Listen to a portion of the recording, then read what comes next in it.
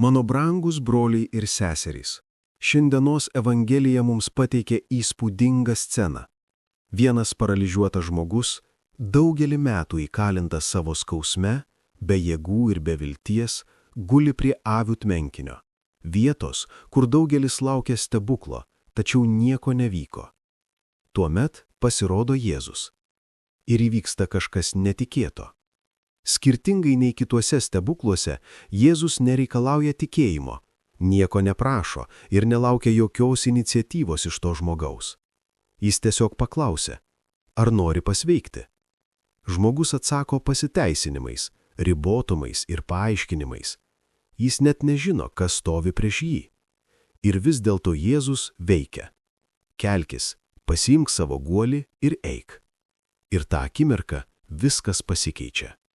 Štai didžioji paslaptis. Dievas nėra apribotas jokių metodų. Kartais atsivertimas prasideda nuo tikėjimo, kitais kartais nuo malonės. Kartais mes ieškome Dievo, tačiau labai dažnai Dievas pirmas suranda mus. Taip buvo su šventasis Paulius, persekiotoju, kuris tapo apaštolu.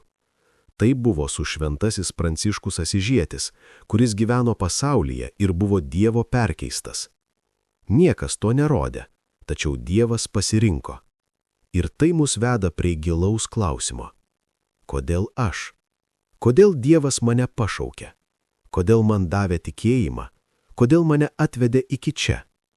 Tiek daug žmonių, galbūt geresnių, gabesnių, ir vis dėlto tai buvai tu. Atsakymas yra paprastas ir kartu sukrečiantis, nes Dievas taip norėjo. Tavo tikėjimas neprasidėjo tavyje, jis prasidėjo Dieve. Tai jis ėmėsi iniciatyvos, tai jis tave pašaukė, tai jis tave pakėlė net tada, kai tu dar nežinojai, kas jis yra. Šiandien Dievas taip pat sako tau, kelkis. Pakilk iš savo silpnumo, iš savo nuodėmės, iš savo patogumo ir eik. Dabar jau ne su silpnu tikėjimu, bet su degančia meile.